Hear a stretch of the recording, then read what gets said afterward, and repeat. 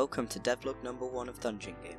Before we begin on the development process, OsirisMoon and I were working on the game and we looked at our to-do list for update 0.3 and we just thought, yeah, no, it's too long.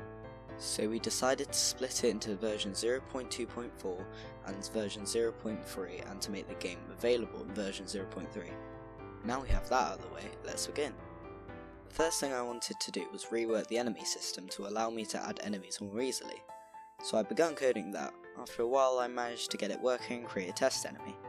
This enemy runs towards you and explodes. We think we might add it into the game in the future, but for now it won't be appearing in the update.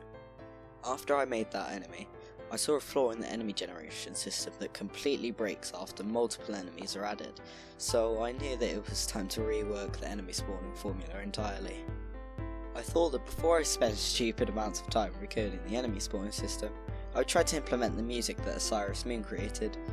I very quickly managed to add the music and some sound effects for attacks.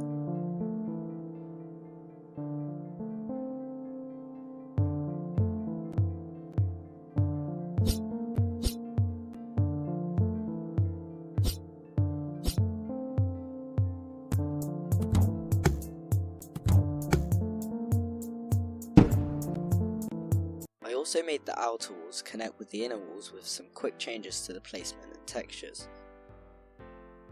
You can see that working in the game here. After that, I decided to get working on the enemy spawning script. After many hours of failure, I finally managed to get it working the way I wanted. I then used the new enemy system to create a slime enemy which splits in two once killed, as you can see here.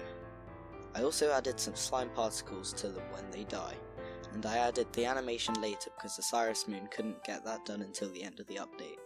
After, I added a new minimap border and updated the zombie and skeleton sprites. I also added a quit button on the main menu and made the user interface hide when the game is loading and when the player dies. At the end of the update, as I was doing some testing, I realised that the game is pretty laggy, so I just did some optimizations to the enemy script which greatly improved the performance.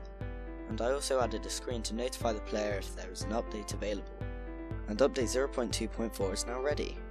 Although many of the changes in this update are either small or something the player will never see, it has improved the game quite a lot. In the next update we plan to add more weapons, more enemies, chest rooms and a proper way to heal. Thanks for watching and consider subscribing to follow the development of Dungeon Game.